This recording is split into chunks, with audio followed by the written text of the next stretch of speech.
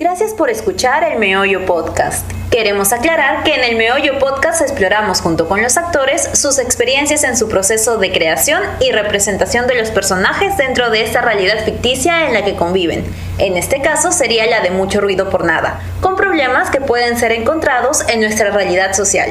Además, consideramos importante recalcar que estos testimonios que aparecen a lo largo del capítulo son contrastados con diferentes voces de especialistas en las diferentes temáticas que abordamos. Ahora sí, damos inicio a Que te haga ruido. El Meollo. El Meollo Podcast. Antes de continuar, queremos recomendar a los que aún no escuchan la primera parte de Que te haga ruido, lo hagan antes de iniciar con este episodio. En el episodio anterior, la idea de mujer es un estereotipo, siempre ha sido un estereotipo. Contando en Mucho Ruido por Nada una historia de hace 4 siglos. Chica joven que vive todo el tiempo complaciendo. Se ha dejado llevar por la belleza física, ¿no? ¿Es tan fácil amar a alguien si no lo conoces? El machismo es la expresión de sociedades patriarcales. Es la negación de la sexualidad de la mujer. El mito de la virginidad. El texto original de Shakespeare es la prefiero muerta que...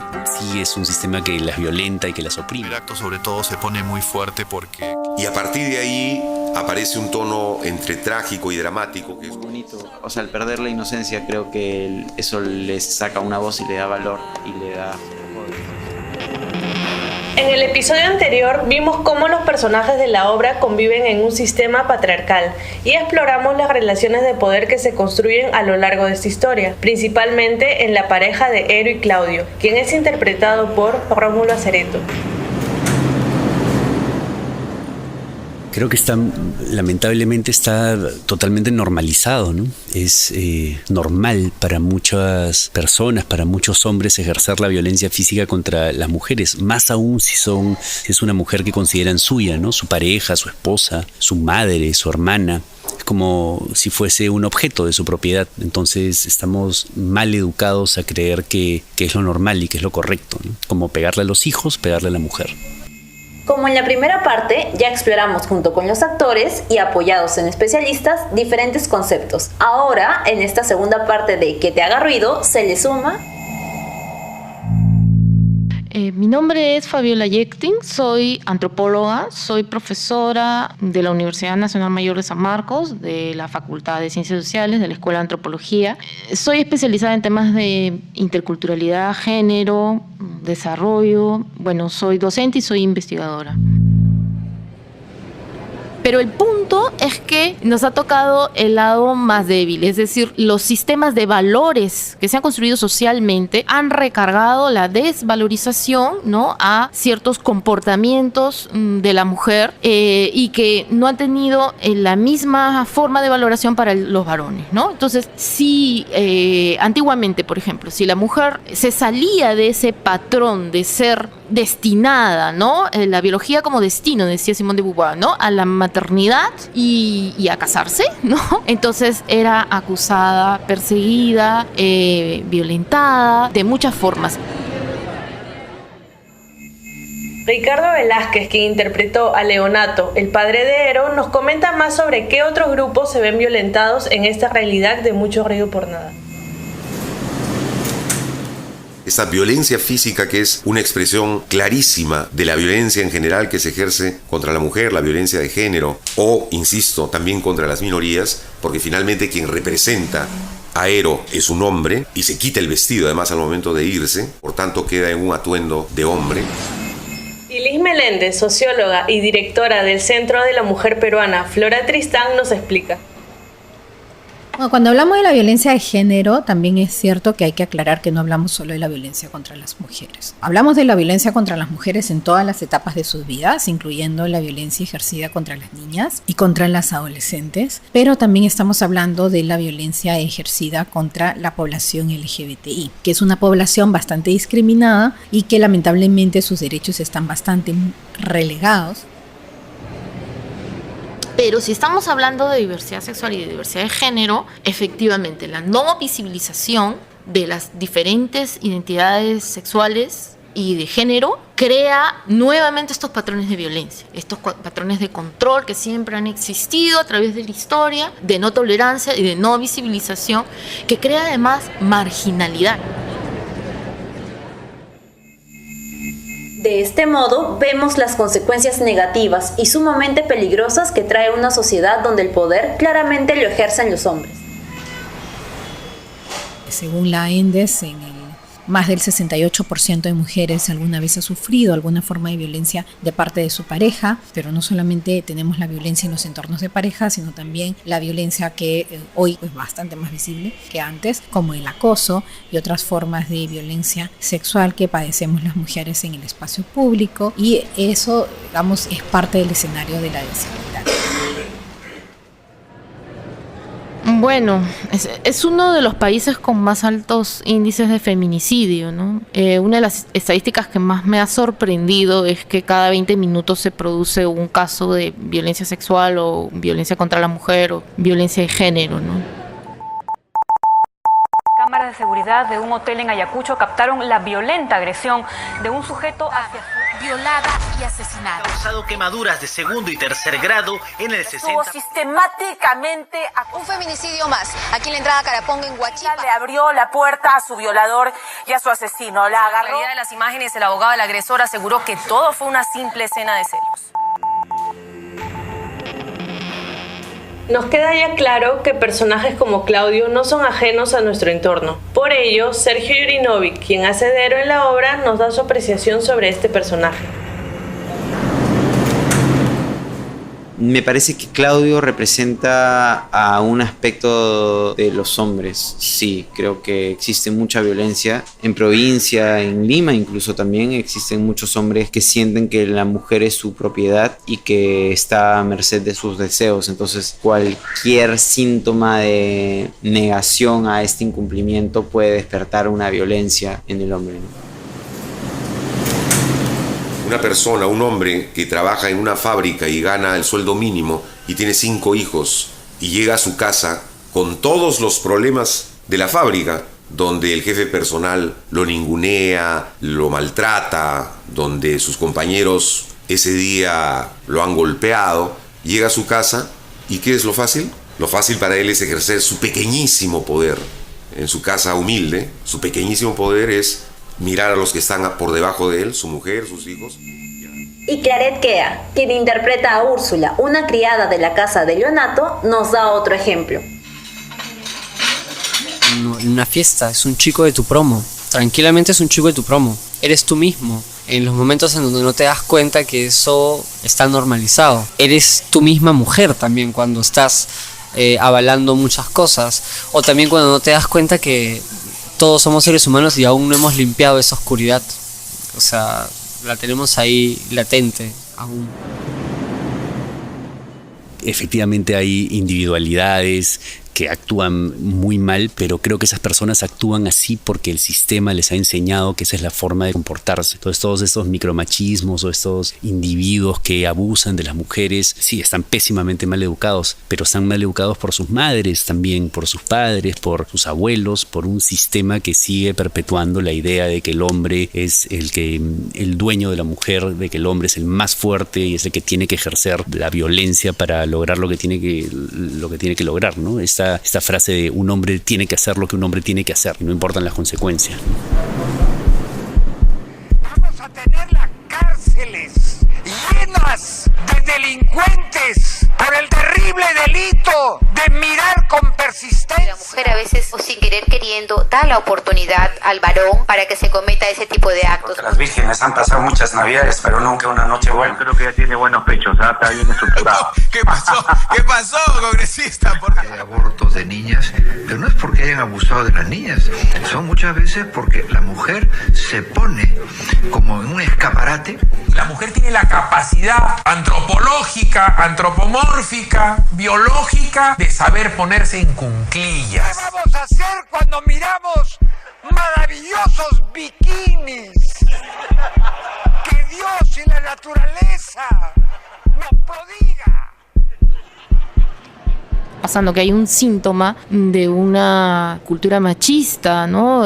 Mientras más se niega la necesidad de un enfoque de género en la educación, más explícita es la violencia de género, el feminicidio en el país. Entonces, sí, estamos creando agresores, o sea, formando agresores, cuando no reconstruimos estos mensajes de que tenemos una sociedad que debe tener igualdad de oportunidad para todos, ¿no? Con los mismos derechos, con las mismas oportunidades, con un respeto hacia la diversidad, con tolerancia, pero también con ejercicio de ciudadanía, ¿no? De esos derechos sexuales, reproductivos, pero también en diferentes ámbitos sociales, ¿no? La política, la ciencia, el conocimiento, la información, la salud, ¿no? La cultura.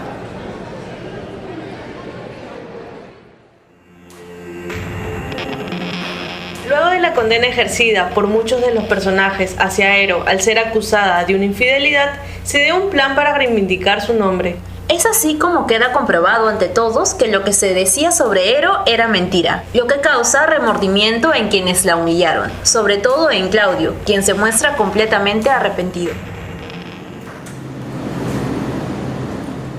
Creo que no es consciente, pero se arrepiente porque él considera que cometió un error. Si hubiese descubierto que Ero efectivamente lo había traicionado, creo que no se habría arrepentido de nada, ¿no? Si él se arrepiente o de lo que ha hecho, es porque se da cuenta que todo había sido un engaño, que Ero nunca le fue infiel. Pero creo que si no hubiese sido así, no se arrepentiría de nada, ¿no? Todas las personas pueden llegar a tener algún tipo de arrepentimiento en algún momento de su vida, y eso te habla en que hay un discernimiento entre lo que es bueno y lo que es malo. Te puedes sentir culpable, pero eso no te limitó para ejercer el delito. O sea, alguien sabiendo que esto va a hacer daño a una persona, lo hizo, ¿no? Y ahí hay dolo. Es importante reconocer que estos agresores son parte y producto de este tipo de sociedades como la que vemos en Mucho Ruido por Nada.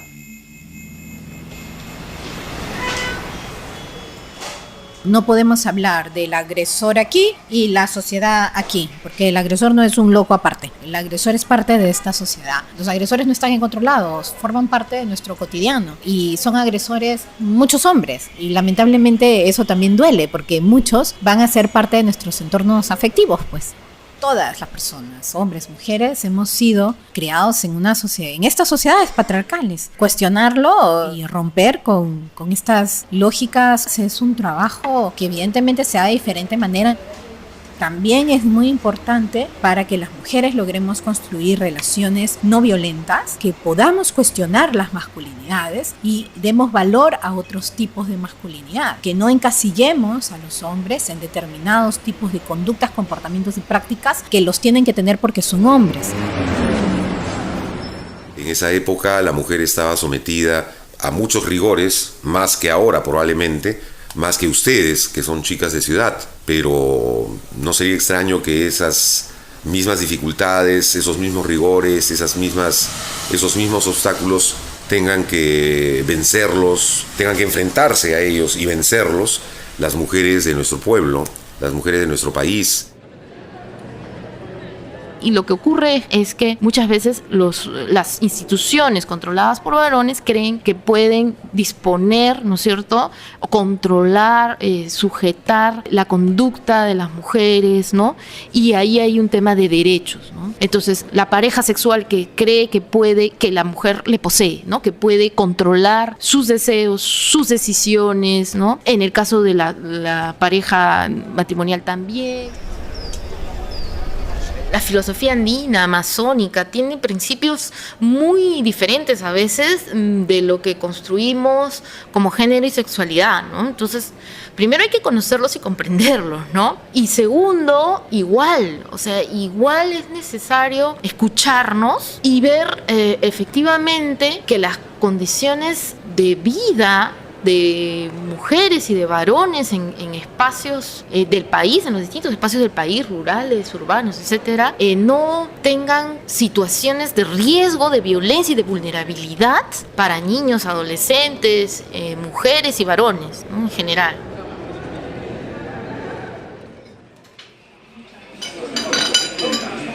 efectivamente sí pues empiezas a cuestionarte muchas cosas a partir del acercamiento al personaje, de las indicaciones de la directora y de lo que se busca con la obra. También pues empiezas a desarrollar una mayor sensibilidad con las cosas que le pueden pasar al personaje y te empiezas a cuestionar en lo cotidiano qué tanta violencia reciben estas mujeres y digamos la mirada que tiene mi personaje creo que representa el tipo de mirada que tiene una mujer que está dejando de existir. O sea, las mujeres ya no quieren ser sumisas, ya no quieren complacer, sino quieren sacar su propia voz y su individualidad, cosa que mi personaje no hacía. Por eso creo que ya ninguna mujer está cómoda, digamos, con un papel sumiso, subordinado, ¿no? Por un lado, pero por otro lado tenemos que, sí, la sociedad sigue creando estos mensajes, ¿no? Que refuerzan estos estereotipos, ¿no? Y muchas veces esto no es tan sencillo de construir, es decir, de analizar críticamente, ¿no? O sea, ¿qué estamos haciendo, no? Y por eso es que continúa habiendo estos patrones tradicionales y toda fuerza toda respuesta que sea contra esos o que critique o deconstruya esos patrones recibe respuestas muy violentas. En Mucho Ruido por Nada están presentes dos personajes muy importantes, Ero y Beatriz. Ambas son primas y mantienen lo que consideramos el vínculo más fuerte dentro de la obra. Sí, mira, en esta segunda temporada que hemos hecho de Mucho Ruido por Nada, no sé si la palabra es descubierto o valorado más la relación entre Ero y Beatriz. Yo siento que Ero esconde una especie de admiración hacia la valentía y el empoderamiento de Beatriz y la libertad que ella anhela. Creo que Ero es alguien que está sin hablar, no se la pasa, en verdad no habla mucho el personaje. Pero creo que es una relación bonita, creo que Ero admira mucho a Beatriz y Beatriz tiene como esperanza en Ero, ¿no? Eso es lo que siento, o eso es lo que yo decido creer en todo caso. Beatriz, quien es interpretada por Paul Vega, es desde un inicio descrita como un personaje de carácter fuerte, decidida y sin pelos en la lengua. Paul Vega nos comenta al respecto. Hay dos mujeres distintas en la obra, ¿no? Que son Ero y Beatriz, y es verdad que tienen viajes distintos, mientras que Ero descubre muchas cosas de ella en este viaje que es la obra, descubre su propia dignidad o su propia condición de mujer.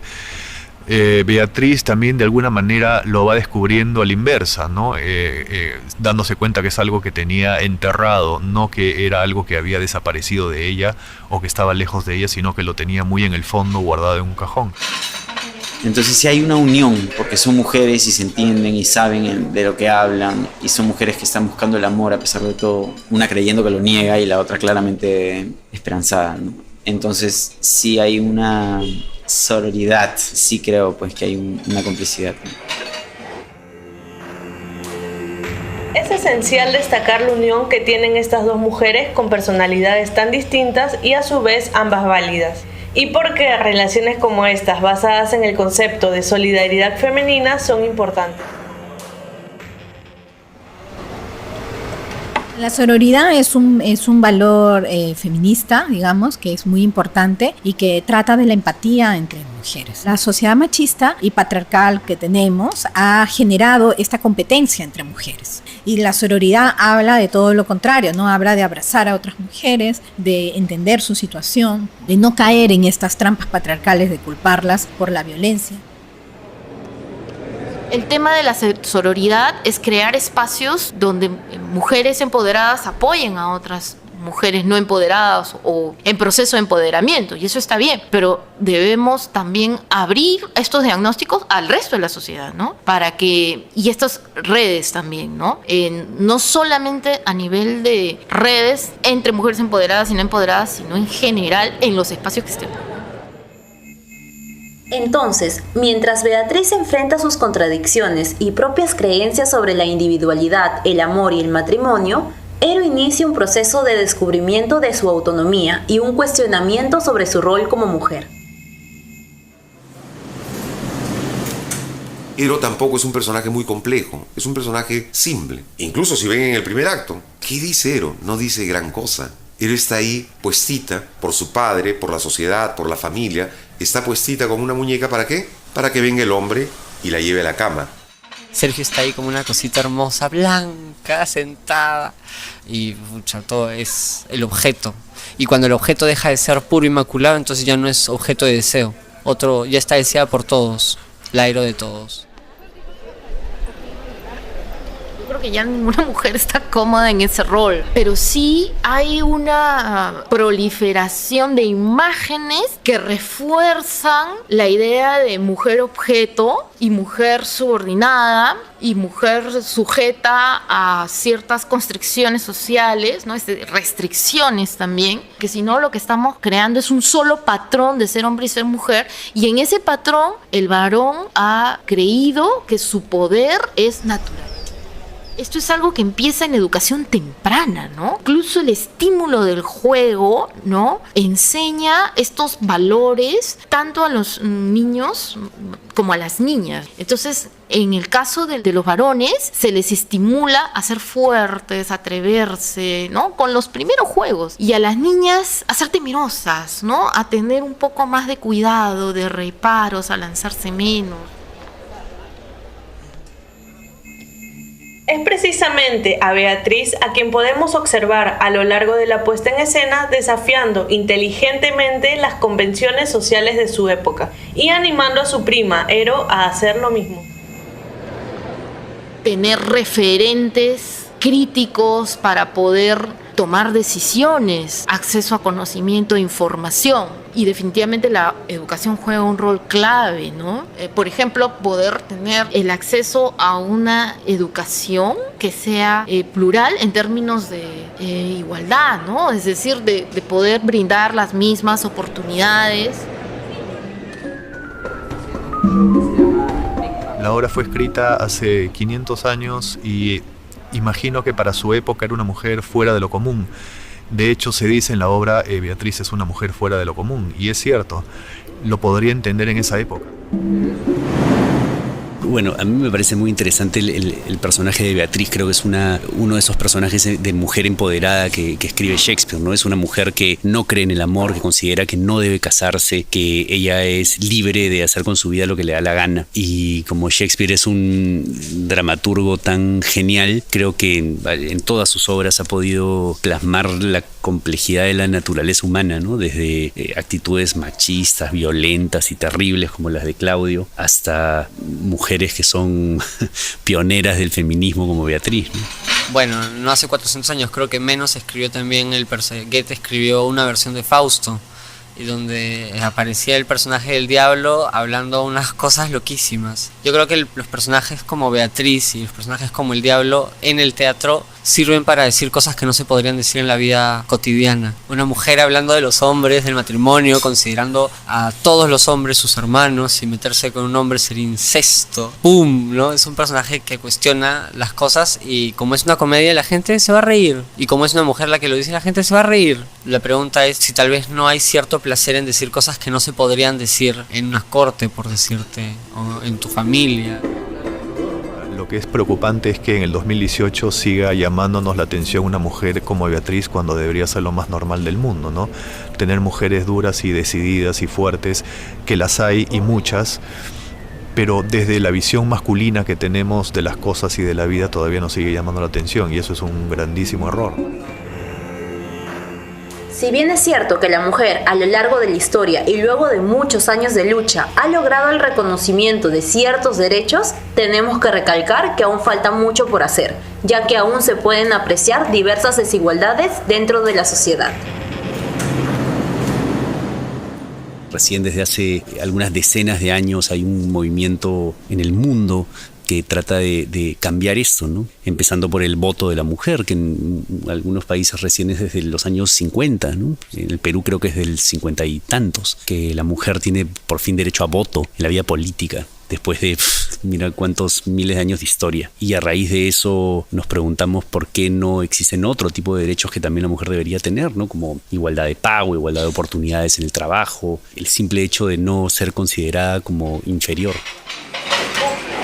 Está habiendo una revolución, está habiendo un cambio. Creo que las mujeres están buscando su lugar ya no están buscando complacer, sino están buscando encontrar su propia voz y están descubriendo lo que ellas desean y lo que ellas quieren. Y entiendo perfectamente lo que están haciendo las mujeres y me da gusto, me alegra, permite imaginar un lindo futuro. Pero también creo que nos toca a nosotros los hombres hacer nuestra tarea también y de sensibilizarnos y de cuestionarnos y de pensar en una igualdad, que creo que eso es lo que se quiere.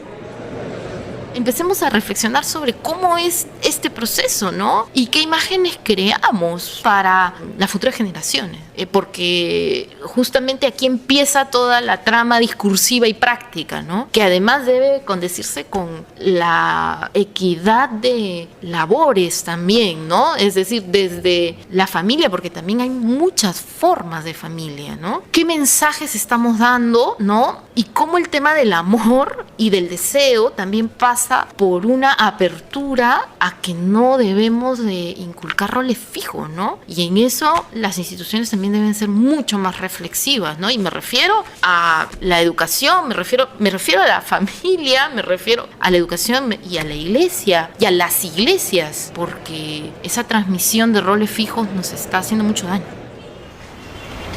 Estamos en un lugar sumamente preocupante en relación a la región, sobre todo porque hay temas en la región que se han ido superando, que en el país parece que todavía se genera bastante resistencia, ¿no? Como temas vinculados a la igualdad de género, específicamente a normas que puedan contribuir a que esa igualdad pueda hacerse efectiva a nivel de la vida de las personas. En el texto de Shakespeare, en Mucho ruido por nada, las dos parejas terminan casándose juntas. Por tanto, se ha conseguido el objetivo, que es que más allá de las peleas, de los malentendidos, de los chismes, de las intrigas, que son los que contribuyeron a generar una crisis y a traer el caos, más allá de todo eso, se puede encontrar un camino para terminar en armonía, en cosmos, en orden. Y es a raíz de lo que menciona Ricardo con respecto al final de la obra de Shakespeare que surge un cuestionamiento en la puesta en escena de Chela de Ferrari.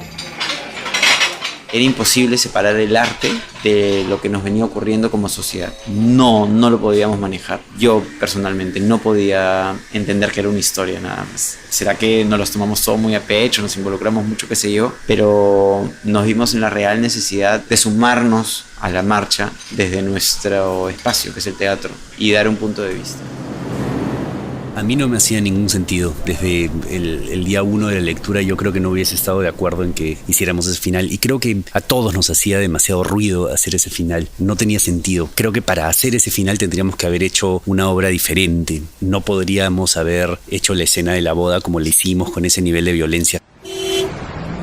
La directora vio en este texto la posibilidad de sí generar algún tipo de denuncia, que no la hay originalmente en el texto shakespeariano, generar un tipo de denuncia, sobre todo para permitirnos reflexionar sobre la condición de la mujer, sobre la condición de los grupos minoritarios, en este caso homosexuales, una reflexión que pudiese entenderse, aplicarse, concretarse en el Perú de hoy.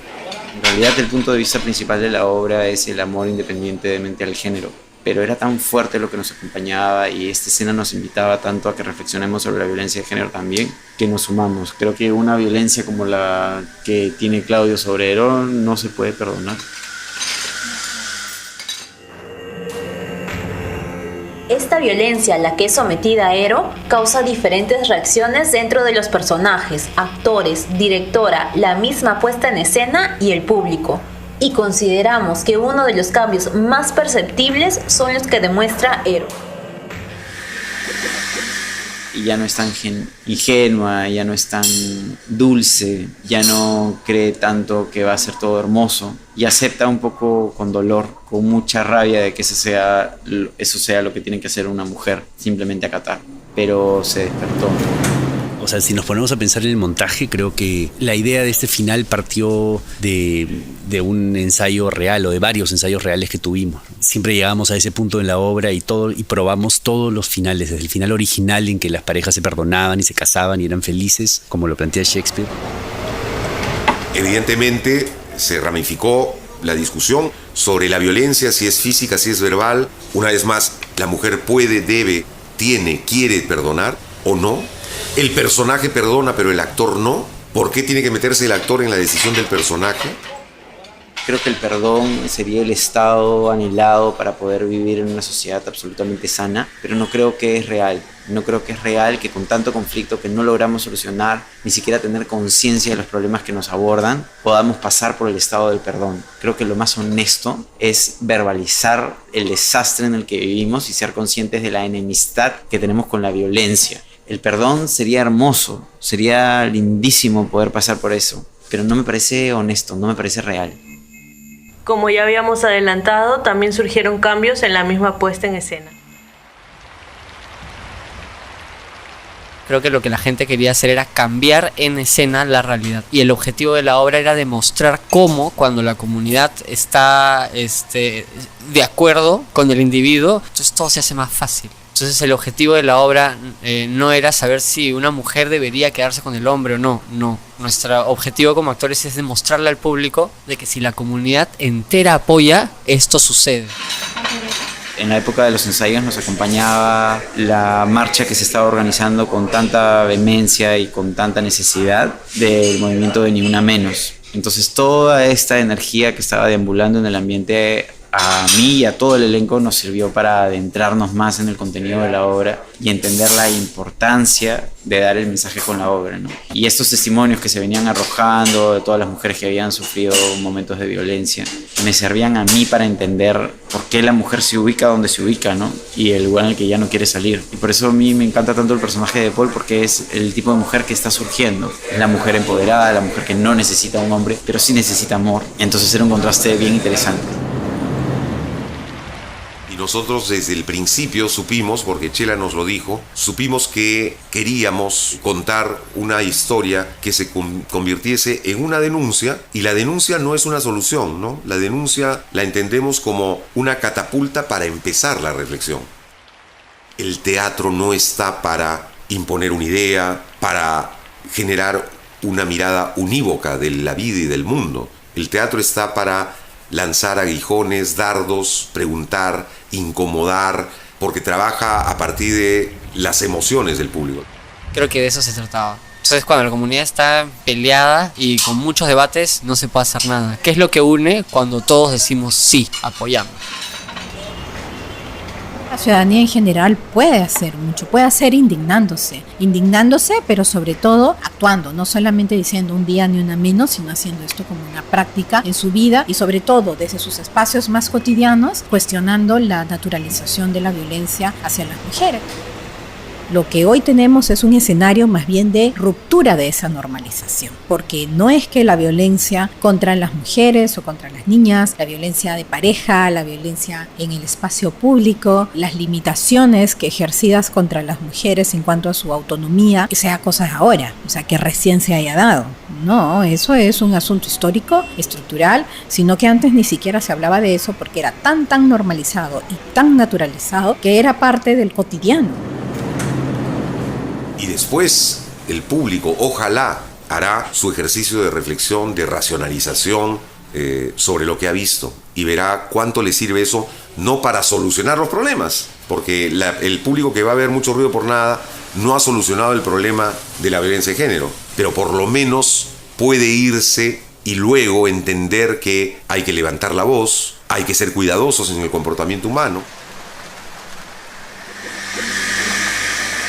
Mira, yo sigo creyendo, como leí una vez un artículo que escribió un amigo hace poco, que es momento de que los hombres nos quedemos callados un ratito y que escuchemos lo que dicen las mujeres, porque sí creo que es una voz que se ha silenciado durante muchos años, ya se hartaron y quieren explotar, y es un tema muy sensible, pero sí creo que existen muchos lugares donde se sigue callando la opinión de una mujer y sí sigue siendo invalidada su opinión, en Lima como en provincias y en otras partes del mundo. Creo que naturalmente nos estamos dirigiendo hacia ese lugar, ¿no? No me imagino un mundo en el que retrocedamos y todos lleguemos a pensar como estas personas que critican la igualdad de género o que critican la obra o que piensan que uno no debe educar a los hijos respecto de la igualdad entre los géneros. me parece interesante que en este momento nos estemos centrando en el género, redescubrir el género. ¿De qué se trata? ¿Solo es hombre o solo es mujer? O tal vez es sexo, sexualidad pura, que no necesariamente es binaria, ¿no? Creo que eso es lo que nos está tocando ahorita como sociedad, descubrirlo. Y nosotros tener la conciencia de que independientemente del género, todos tenemos los mismos derechos y somos seres humanos que buscamos lo mismo, sin importar cuál es nuestra cobertura física, buscamos lo mismo y tenemos las mismas necesidades y los mismos deseos y las mismas inquietudes y las mismas preguntas y los mismos conflictos en todos los países, en todos los idiomas y en todos los géneros, pues.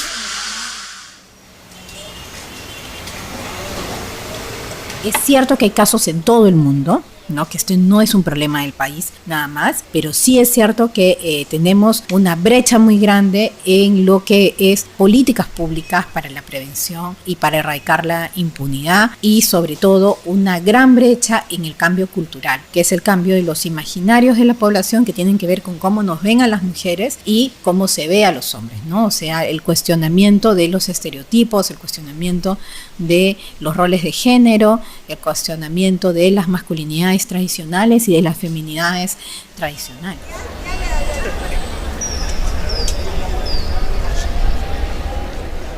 Yo creo que esas iniciativas deben de darse mucho más, crear espacios de diálogo, crear espacios de diagnóstico, porque no hay una buena información sobre qué está pasando, ¿no? O sea, digamos, ilustrar diferentes situaciones donde se produce violencia de género y desigualdades, pero que muestren esas variables, ¿no? O sea, por variable de género, de identitaria, de origen, etaria, ¿no? De clase, ¿no? Son variables que se necesitan documentar bien para saber qué es lo que está pasando. Y de lo que tenemos información, tomar medidas urgentes, porque las condiciones de violencia y de desigualdad que se están creando son críticas, ¿no? Entonces, ¿qué clase de país queremos ser dentro de 20 o 30 años, ¿no? Cuando estos chicos salgan del colegio, entren a la universidad y salgan y tengan una carrera y tengan que ejercer como profesionales. ¿Qué clase de país queremos ser, ¿no? Hay que ponernos a pensar en eso. Yo creo que lo que estamos proponiendo es un entendimiento de lo que significa ser hombre, ser mujer, la igualdad de oportunidades para todos. En la actualidad, el tema de las políticas pasa por un retroceso hacia posiciones conservadoras, fundamentalistas, que no ha permitido un mayor debate adecuado además sobre el tema de inclusión de género. Es decir, se ha buscado eliminar de toda iniciativa legislativa y proyecto legislativo el término igualdad de género, o equidad de género, o discriminación de género.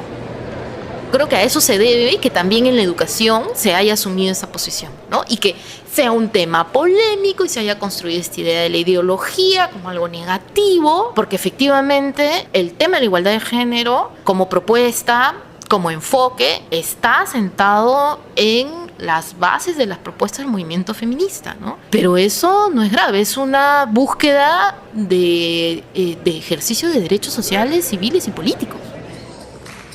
Pero sí creo que debe de cambiar y sí me parece genial que se esté concientizando, que esté habiendo un cambio para que las mujeres se sientan con más libertad de salir a la calle, se sientan con más libertad de tener una pareja, se sientan con más libertad de ser como quieran ser, sin que se les critique, sin que sean una extensión del deseo de un hombre, sino que tengan su propia voz y que ejerzan todo el tiempo lo que les provoque, sin ser mal vistas. Espero que lleguemos a eso, o sea, no se me ocurre un mundo en el que no lleguemos a eso. Siento como que nos estamos conduciendo a eso, ¿no? Y es un camino difícil y hay como muchas peleas y muchas críticas y una lucha muy muy intensa, pero siento que es como la consecuencia natural, es ahí donde vamos a llegar, no hay otro lugar al cual llegar. Queremos dedicar este episodio a todas las víctimas de violencia de género y hacer un llamado al diálogo y a la acción frente a esta problemática social que ha estado presente a lo largo de nuestra historia. Y a todas las mujeres, a que continuemos en esta lucha.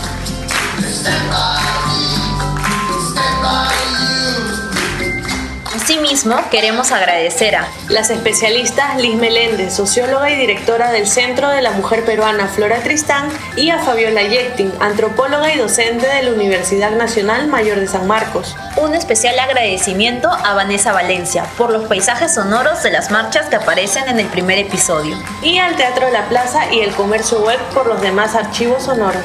Y a todos los que accedieron a participar concediéndonos entrevistas para estos 2 episodios de Que te haga ruido. A todos ustedes, muchas gracias.